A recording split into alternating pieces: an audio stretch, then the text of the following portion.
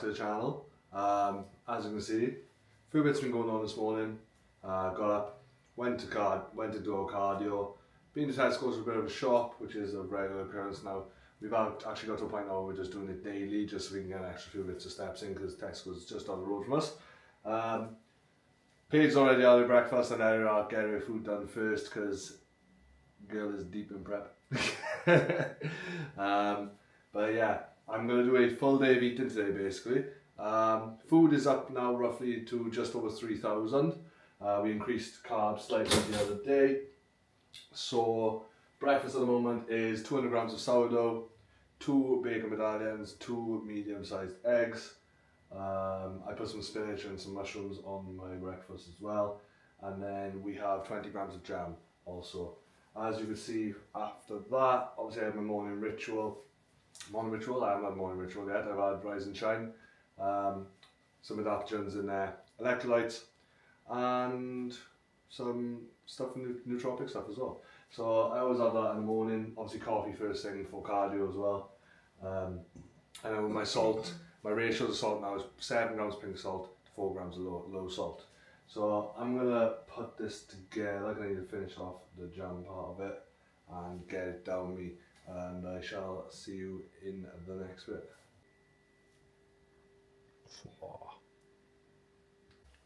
Right, so that is breakfast done and the kitchen fucking cleaned. Because I am not the cleanest while cooking, we'll put it that way. Next thing I normally do every single morning is morning ritual, kind of self-explanatory, set you up for the morning. But it's an all-in-one daily. It's got creatine in there, glutamine. Glutamine's obviously going to be good for digestion and gut health. Multivitamins, immune support. So it's basically, instead of buying products separate, you can get it all in here. So this is something I take literally every single morning. I have noticed a massive benefit from taking it as well as the Rise and Shine. Even on a day where I'm feeling a bit more groggy towards the back end of the afternoon, I'm like, you know, I don't really want caffeine because obviously it's going to affect my sleep. But I've got, say, a second work block or check-in to do, anything like that. I will have some Rise and Shine. It's got 50 milligrams of dicaffeinated malt in it, which is a slow releasing, nice, steady, smooth caffeine. It's not going to give you a crash or anything, and it's only 50 milligrams, so it doesn't really affect my sleep. But it does just give me that, it just helps me switch on and get locked back into that second work block, especially seems as post-workout, and CNS is a little bit fried at that point, which is another reason why me and Ross have reduced cardio down slightly. So my cardio is now 30 minutes 5 times a week, instead of 40 minutes 5 times a week, and food has gone up slightly as well. Reason being is that I was obviously in sessions getting the shakes, feeling sick, headaches, and just feeling absolutely battered for the rest of the day. The conclusion we came to was obviously it's a new stimulus, it's a new exercise plan. I'm only a few weeks post show as well, and yeah, I'm probably getting a bit too excited and pushing a bit too hard as well. So we've just reduced expenditure slightly to try and equate for that, and just by reducing the cardio slightly and the output slightly, this should then allow my CNS, central nervous system, to recover a bit more, and also just drop any fatigue that I am building up, because you'd be very surprised how easily you can dig yourself back into a hole post-show if you're not careful with the way you're training. Even though food is up, you're feeling fucking mega and you want to get in and get after it, you do need to be mindful that you are still in a fragile state for the first 2 weeks post-show. So I think that is pretty much it. I'm going to grab my supplements as well. I will probably do a full supplement rundown in a different video. Let me know if that's something you'd like to see.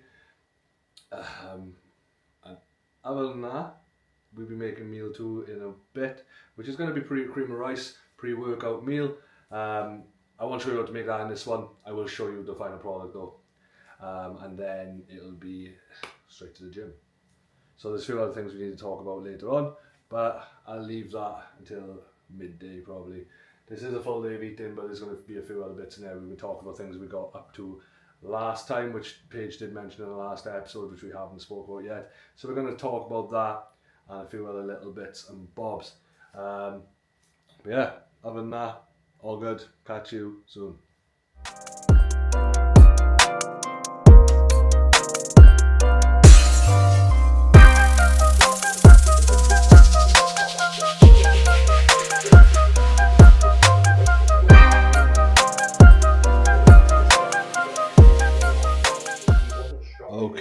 pre-workout meal is ready.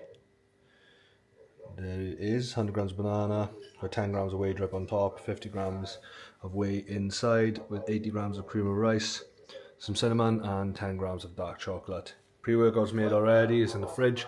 We use Apex pump today, which not only is a pump formula, it actually helps uptake the nutrients and actually get more out of them. And then MV Pre, everyone knows MV Pre, Stim pre-workout. Also on top of that, we are using Engineered Muscles Amino Swole to give a sight. This is an injectable sight enhancement that just gives crazy pumps. Highly recommend people try that if they haven't. Then intra-workout, we're using Catalyst, which is an electrolyte, but is also a performance catalyst as well, which just helps uptake the supplements you are taking, pre-workout or intra-workout. So this will just make everything more efficient and get more out of it, as well as being an electrolyte and some flavour in my drink. Then we've got Hydro EAAs, a little bit more electrolytes, probably overkill with the electrolytes, but got EAAs in here because we do train for longer than 2 hours.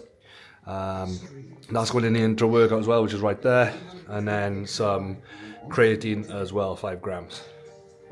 So I'm going to get this down me and get to the fucking gym. What's going on, people? First time using the new attachment for the car talks. Seems pretty right so far. Save my arms on the rest of the prep. Yeah, behind the scenes, obviously none of you will be able to see it. When we are doing these car talks, Paige is like this. Yeah, like that, just holding it up. Holding it up. Dead shoulder. Yeah, and then you see halfway through it, and she's like this with the other arm. Yeah, I'm like trying to discreetly like switch the arms over without bouncing everywhere. Considering our car talks are normally about 20 to 30 minutes long as well, I don't blame it. But right, so we got a few bits to talk about. We got about 20 minutes to get to the gym. We are on the way to the gym. Don't know if I just said that. But yeah, first breakdown. I'm in for push and arms. Paige is in for hamstrings and abs. It's my lightest session of the week, to be fair. All my sessions now, so I do 5. I did briefly just like go over it in the last one, but I'll do one part of my lower, so it'll be like maybe glutes, hamstrings or quads, and then it'll be an upper section as well. But there's 8 exercises per, so it's like section A is legs, section B is upper, whichever kind of body part from the upper or the lower section, but they're all 8 sets, 8 exercises ish, 7-8 exercises, about 4 sets, and then like rep ranges then vary from like 6 to 10, 12 to 15, whatever. So they are very, very long sessions. This is like the smallest one because abs just generally doesn't take as long as like delts, for example. So you got much you can do with that, which is nice because yesterday was quads and delts, and I just feel like quads is just, actually I don't know if I prefer quads or glutes, to be honest. I only do quads once a week, so I don't know if like subconsciously I put a little bit more into it as well, because I know I'm only hitting it once a week maybe. I don't know, but yeah, I think not easier, but I guess simpler session feels like it's needed today. Yeah. Basically from the last one, obviously Paige said about her hair, and now we've just been somewhere. So in this one, you see me now and I look like fucking catfish. She's literally just over a week out from her next show, so the first real show, the first that we actually timed in for. Yeah. That I was like meant to be ready for. So yeah, by next week that'll be 21 weeks of prep. And she is absolutely skinned. Like the amount of changes again since last time is unreal. Actually, I'm going to put some photos up here, just to show what she's looking like right now, because it is fucking wild. She's got glute striations now, which is nuts. So yeah, as you can imagine, she's feeling it right now. So yeah, there's going to be a bit of probably a bit slower talking. Probably a lot of like tongue tying and just not getting the right words out and stuff like that. Full blown brain prep fog, but prep brain, but it's part of the game. But yeah, so obviously she said about her hair in the last one, and we'd been somewhere. So basically we went to Eddie, what's his second name? Whitehead. Eddie Whitehead's studio. So he's got a water featured studio. So I wanted to make this prep as special as I could for Paige, get as many memories and sentimental moments and like experiences as we could out of it. By fuck did we have a good experience in that photo shoot. Not only do you have the water feature, where obviously as I'm talking here, I'll probably put some photos in and stuff and clips over the top, so this will be a bit of a voiceover. But not only did we get like the water feature stuff as well, he was really, really good with how he done it. So he asked what outfits we had, and then he kind of based the photos around, one, what outfits we had, but two, the poses and the photos he was doing for us. He was structuring them in a way that they complemented our personal physiques and how we look. So that was a really, really nice side of it as well. And then the best part of all, from an experience standpoint, was the photos we had together. So I'll try and time this so that they're coming in here somewhere. But yeah, so we had some normal coaching style photos, stuff like that, and obviously we went over to the more spicy photos. This was well out of my fucking comfort zone. Proper out of my comfort zone, but it was one hell of an experience. I did really actually enjoy it, and just seeing her then with her photos and like, you know, doing the more spicier shots and stuff, but seeing how confident she felt in herself and how comfortable she felt in her skin doing the shots, and how much I could see she was enjoying it. It made it worth every single fucking penny. Like I absolutely loved seeing her do that. Like it was brilliant. Like between seeing her on stage and seeing her just feel so confident and loving herself in that moment in the photo shoot, not in like what's the word I'm looking for? Like an egotistical way, but like, you know, body confident. Like, do you know what I mean? Like, 'cause she's always hard on herself. She doesn't really give herself much credit for how she looks. And that was the one time I've actually seen her where she's looked like she actually was confident in her skin and that she was really enjoying what she was doing. And yeah, it was lovely to see, really fucking nice to see. So, what an experience. And the photographer Eddie is absolutely sound as well. Like, it was a really, really good day. And really different compared to all the other photo shoots we've done as well. Yeah. But yeah, that was kind of my view and opinion on it. What's your yeah, I don't know, same thing really. Like, it was nice because like other photo shoots you've done in the past, you have like, well, I've only really done gym shoots anyway, and it's always the typical right tricep push down, pull up shot, lat pull down shot, standing there with a pair of dumbbells in your hands, like that kind of thing, you know. Whereas with him, like, I said to him as well, I was like, I want to kind of do some more sassier shots, just because why not? And yeah, like, it was nice because he'd say like, right, get in this sort of position, but then he'd tell me to move certain ways, like, oh, actually angle your leg this way a bit more, just obviously to show off like my strengths, compared to someone else who may do the same shot but they just have like slightly different positionings, and like, yeah, it just felt really personalised, which was really nice. And yeah, it was nice as well for us to get like the more kind of like spicier shots together, because it did make it more of an experience as well. And obviously, like, you know, with us both, well, with me still being in prep, but we'd both been in prep, like, sometimes you do kind of lose that, what's the word? Intimacy in a way, sometimes. Like, it's just, yeah, it is what it is in prep. Like, we both get it, and we're both aware, but we still both know that we love each other to bits, like, it doesn't change anything. But yeah, to be kind of put in that position and like just to do that together, it was very, very nice. And yeah, it was nice to just feel confident as well, really. I think because obviously as the prep's gone on and I have been getting leaner, at the same time, I just feel like, obviously kind of going back on the previous video with what I was saying, I've not really brought the looks that I've wanted to the shows. Bearing in mind, like, obviously I knew I wasn't in like stage condition yet anyway, but I just feel like the looks that I could have brought on the day could have been better if things were a little bit different maybe. I don't know, I just feel like sometimes my body just looks the best when I'm on plan.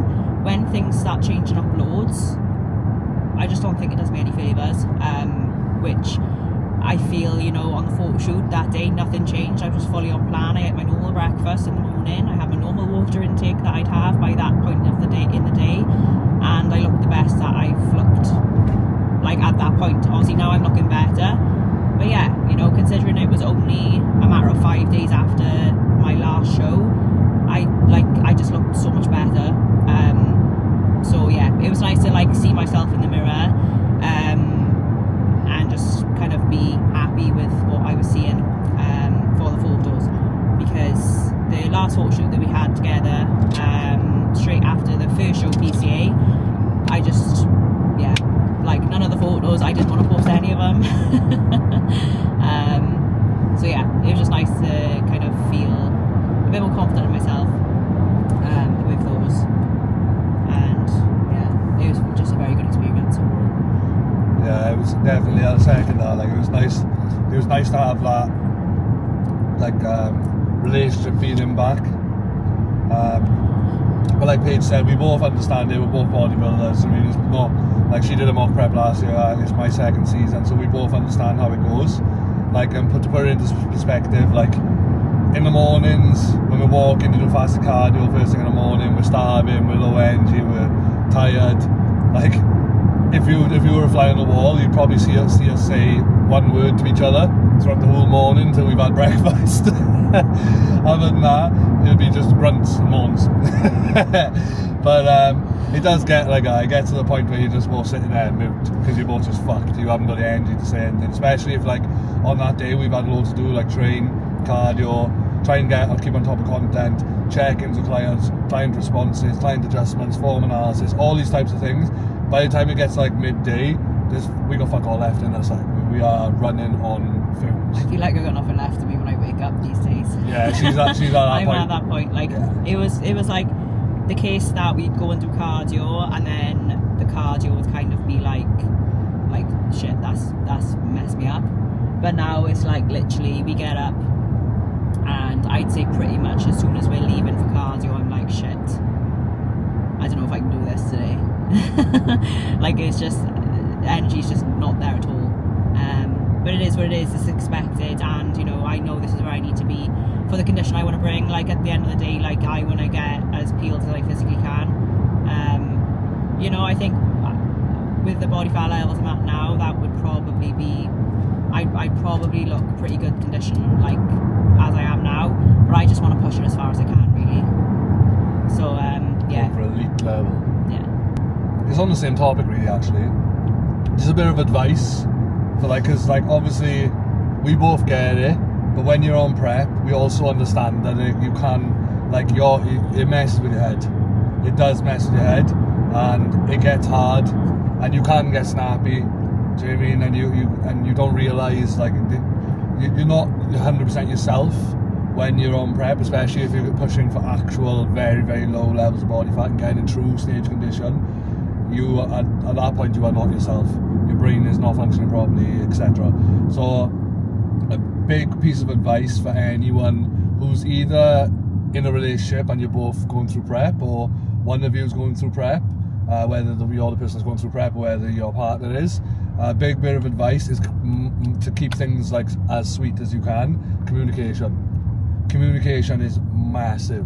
Like from a standpoint of, look, I'm starting to feel this way, just so they understand and they can kind of, they're aware of how you're feeling. They don't just think you're being a knob. And then on top of that, if you do start getting a bit too much, because obviously as well as being in a deficit and stuff, a lot of bodybuilders are assisted. There's certain compounds that you can use and are used when assisted that can play an effect on your mental health as well. Like you've got 19 no's, they'll have a massive effect on your health, mental health, and your health. But yeah, like you've got things like not that you wouldn't use DECA or MPP or anything like that in a prep setting anyway, but things like tread and stuff like that are very, very have a very big effect on your mental health from a standpoint of, you know, it can be aggression, it can be paranoia, it can be anxiety, so many different things. It depends on the person as well and how their body responds to it, but like communication is massive. But then also when you're in those positions then where you might not be acting yourself, you could be getting a bit snappy, you could be being a bit over the top kind of thing, over exaggerating things, because emotions run high when hormones are all over the fucking shop. That communication plays a massive part. Being able to like communicate with your partner in a way that isn't conflicting, so you're not standing there and screaming at them, you're doing this, you're doing that, because that's not going to help anything. That's just going to spark an argument. But more like sitting there being like, I feel like you've been a bit snappy this week and it's starting to upset me a little bit, or it's starting to bother me slightly. I'm saying it that way, saying like, you feel this is how you feel, and kind of airing that to them so they can be aware of how they're being, because a lot of the times you know you're not aware of it, so they can be aware of it, that then they can actively try to be better. Do you know what I mean? Because at the end of the day, we all choose to do prep, and the people around you that love you, you need to remember that they fucking love you. Do you know what I mean? Like, they love you, they want the best for you, and you've chose it. Like, prep is a privilege. There are people out there that can't eat, and we are choosing to not eat. Do you know what I mean? Like, it is a privilege, and it's something we choose to do because we enjoy doing it, but the people around us shouldn't suffer because of it. Obviously, to a certain extent, the people around you are going to suffer in this case, in the sense of, you can't go out for meals, or you'd have to take your fucking meal prep, but do you know what I mean? You can't do everything you normally can. You've got to say no to a lot of things, but then you give back afterwards. But like, that communication is massive, and that's something we've learned this year. Obviously it takes time as well. Like, last year there was a bit more arguments happening. Last year was fucking horrific. Yeah, I was trying to dumb it down, but like, yeah, last year we were at each other's throats the whole real time. About it. Yeah, we were at each other's throats the whole fucking time last year. It was the first time was the roughest. But this is why I recommend doing a mock prep as well, because honestly, like, the difference it's made to my prep this year is fucking, like, I'm not saying I'm perfect by any means, but Jesus Christ, what a difference. Like, I've handled it so much better this year. Obviously, like, yeah, I have still had my moods, and I still oh my god, I can't talk. Welcome to prep, bro. I do still get irritated easier than I would in a normal day to day. Like, it is what it is. Obviously, I'm hungry, my energy's low and stuff like that, but it's just about controlling it and just acting on it better. Yeah, like, last year it was fucking ridiculous. But in terms of food as well, like, you know, like, my food focus last year was horrific. And like, at one point, obviously with it being a mock prep, I had no end goal, and it did get to a point where just everything was just so hard, and like, obviously with that's like the relationship and stuff as well, and I did have like a fuck it moment, and I was like, right, I'm done, I'm not doing it anymore, I'm not finishing it. I went on a massive binge that day.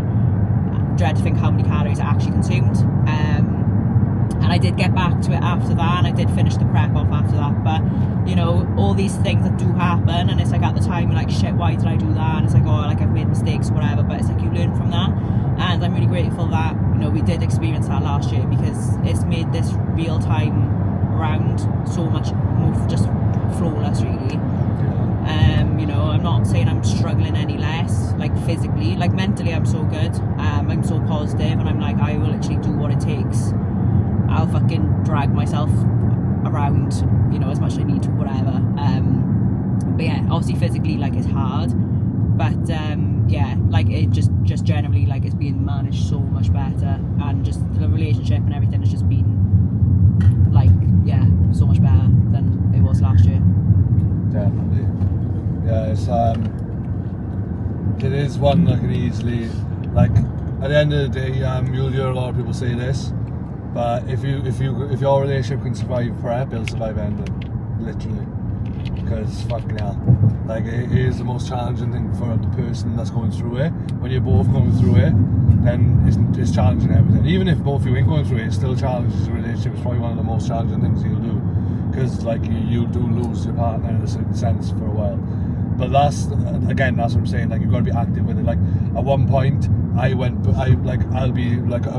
always open and honest on you, and at one point, like, Paige did have to sit me down and have a conversation and say that she felt quite lonely because I had completely detached. Like, completely, I had gone so distant. I'd gone into, because I was, at that point, I'll be honest, I was fucking struggling mentally, and I had just gone into my own head, basically, and I'd gone into a shell. I didn't realise how distant I was being. Like, she was talking to me, and I just kind of was just going, yeah, like I was so in my own head, thinking so many different things and stuff, and I didn't realise that she sat me down and kind of said how she was feeling. Yet again, like I said, in a calm manner, wasn't being attacking me, kind of being like, you're like this, you're like that, and like, kind of being aggressive about it. She just kind of sat me down and said, look, this is how I'm feeling, I don't know if you've noticed, blah blah blah. And I didn't realise at all. Like, I had no clue, and I felt terrible when I realised. And when I actually sat down and thought about it, I was like, shit, yeah, I have been like that. and I didn't even notice because you're so wrapped up in what's going on with you. And this is what I think where people say that bodybuilding and prepping is selfish, is because that does happen and you don't realise it. But after that, then I actively tried so much more then to be aware, to make sure she knew that I was being present. Do you mean I was there and I seen her, like, do you mean I wasn't just in my own head, and things were a lot smoother after that, really. So it's like, it's just communication. It's massive. It's the same with what we say to our clients, like, to get the best results, to have the easiest ride when it comes to developing your physique, communication with the coach is massive.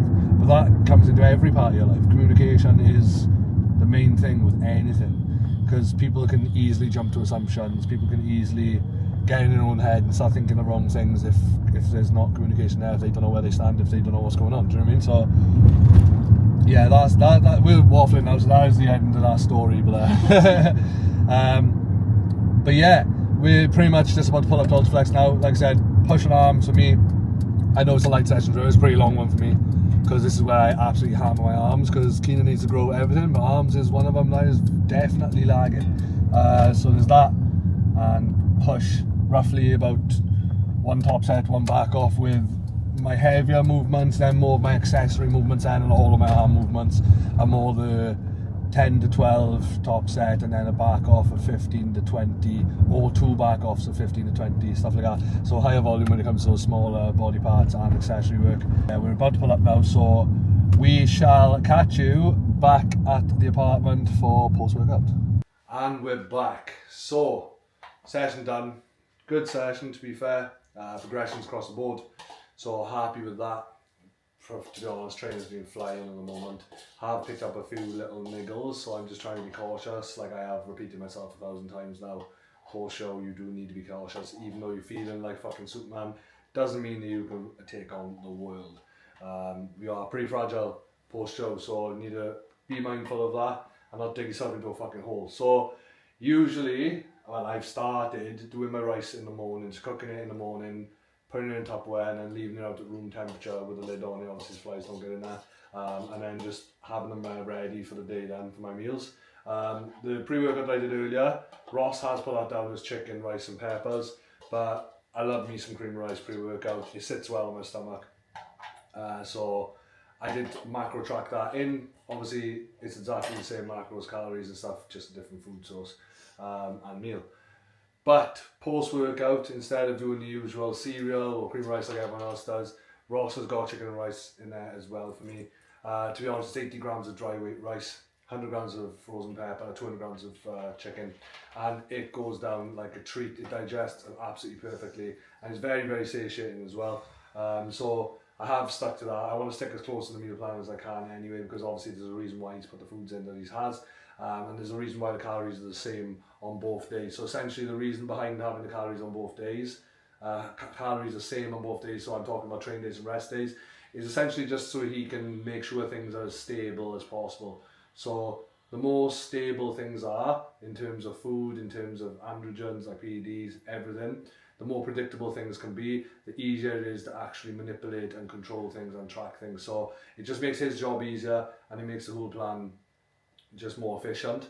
Obviously, we're looking at the moment, we're just still familiarising, setting baselines with everything, and over time then he will get the protein to a certain area that he feels is a sweet spot for me personally.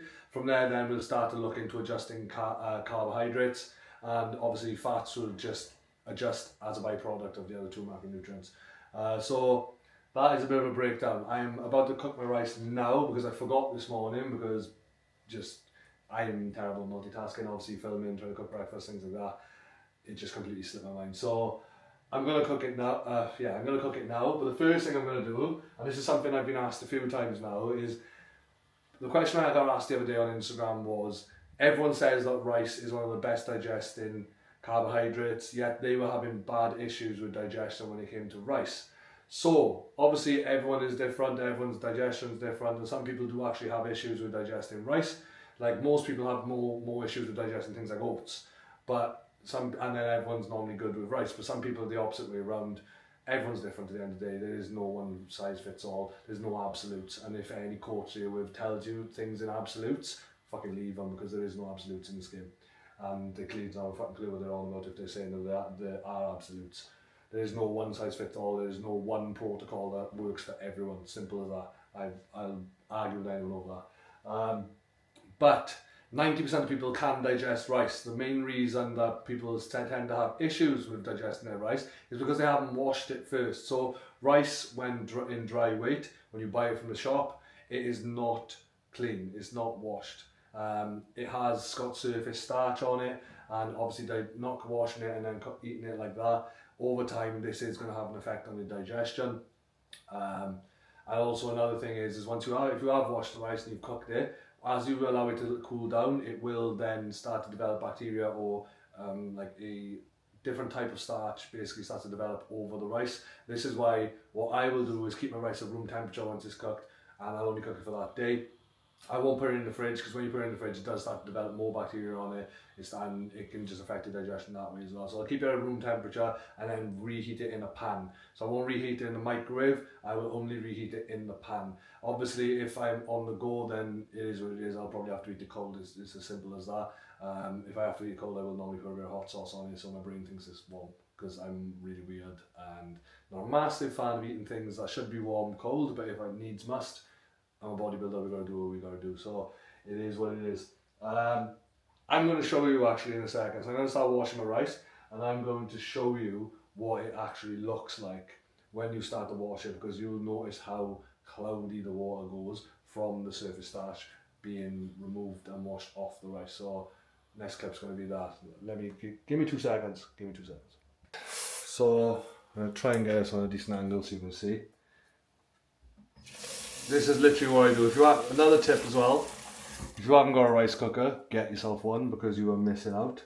Literally all you have to do is weigh your rice up, wash it, chuck it into the rice cooker, click it on cook, and it cooks itself and then puts it straight on the heat. It keeps it warm for you as well, so you can literally leave it in there for the day if you wanted to. And that is going to be your rice done. Save standing there over a pan or a saucepan, watching your rice to make sure that it's all good. You can just set it and forget it. So another more efficient way of doing things. Now obviously, as you can see, I've put a bit of water in here with the rice and I'm just rinsing it through with my hands. Look at the colour on that water. You can't even see the rice. That is all the surface starch being washed off. So by doing this, obviously it's going to be a lot better on your digestion, but not only that, the rice will come out a lot fluffier, and it will also taste a lot better doing it this way. So I'll give it a few more rinses through with my hand like that, then pour all of that starch out, that dirty water. Try not to tip any of my rice out. And then go again for another rinse. Fuck, that water's a bit hot. Shit. So my tap gets really hot really fucking quick. Ow. As you can see, water's dirty again. So that's just all the surface starch coming off. Again, it's rice nice and clean, so get that out of there.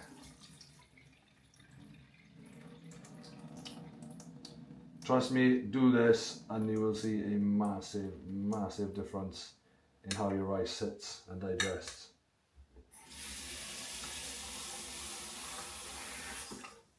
Right, one last time just to make sure. Now you can see, still a little bit cloudy, but it's a lot better. I can actually see the rice now, so that should be good to go. Chuck some water in here and get it on the rice cooker. A little bit more. Oh, right, I'm going to chuck that into the rice cooker and then wait for that to be almost cooked and get the rest of the meal ready and prepped to go.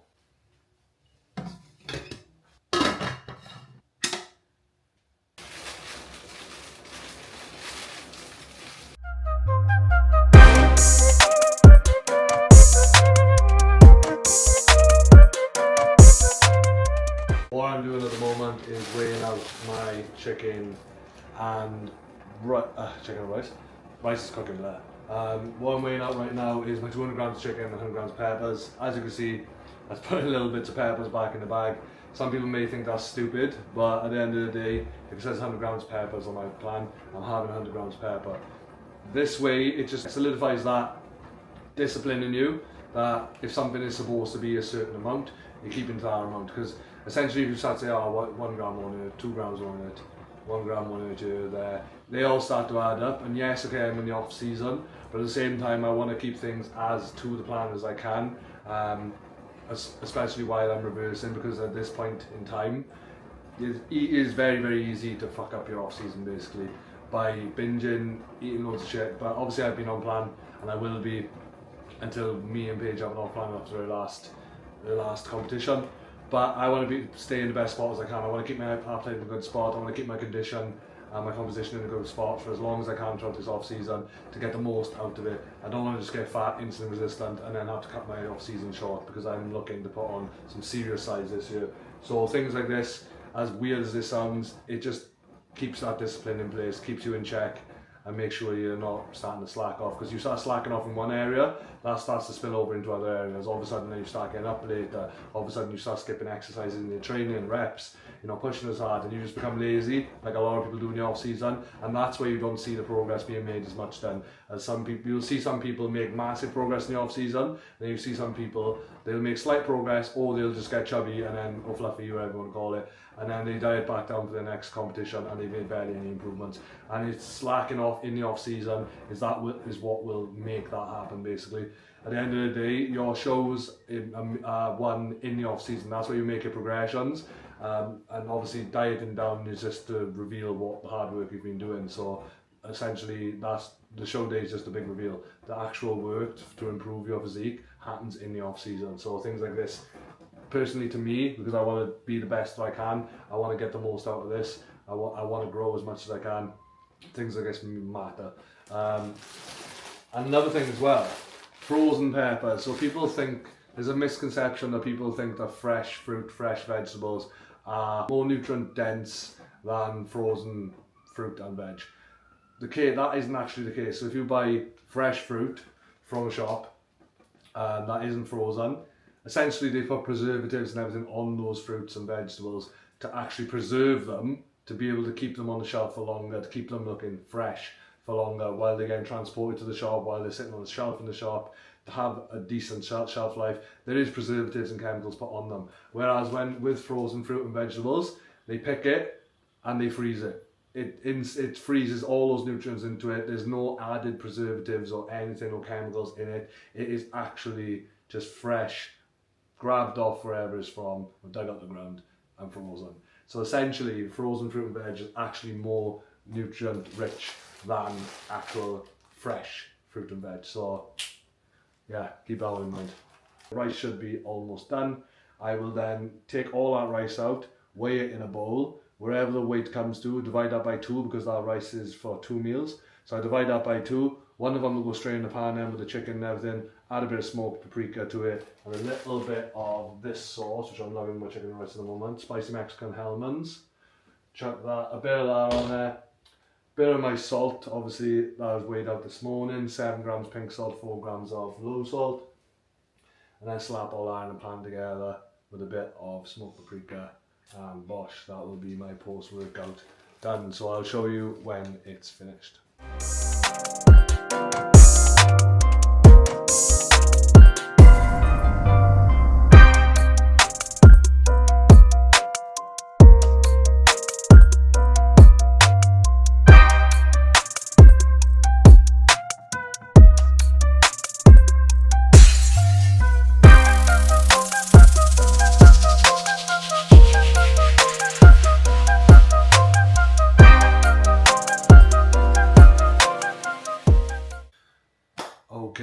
Okay, so next meal number 4. Look at that. I wish you could smell that through the screen, honest to God. It's basically like a burrito bowl. Yeah, that's as close as I can explain it to. A little bit of aromat in there, as you've seen in the last clip. A little bit of like this steak seasoning, but I use a very, very small amount of that because of the calories in it. Obviously, like I said, off season, but I'm trying to still be mindful of things and not go overboard. Then sauce wise, I cook it in the pan with the sauce, so it's chipotle cholula sauce, which is absolutely stunning. And we got 100 grams of peppers, 150 grams of mince, 80 grams dry weight rice, 50 grams of mushrooms, and 50 grams of spinach in there as well. So yeah, this is a meal that I really enjoy. The flavors are lovely. My last meal after this then will be cream of rice. 80 grams cream of rice, 50 grams whey, 25 grams dark chocolate, and 100 grams of banana.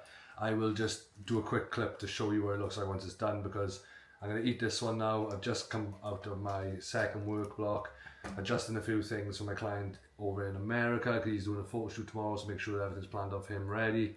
And then with the last meal, normally me and Paige like to just sit down and watch a bit of TV together, because things are flat out all day, so it's the only time we get to have a little bit of downtime, if you want to call it that. So I'm going to get this meal into me. Last meal will just be chilling out, so I'll show a clip of it, but this will be the end of me talking on this video. So thank you for, oh my god, thank you for watching.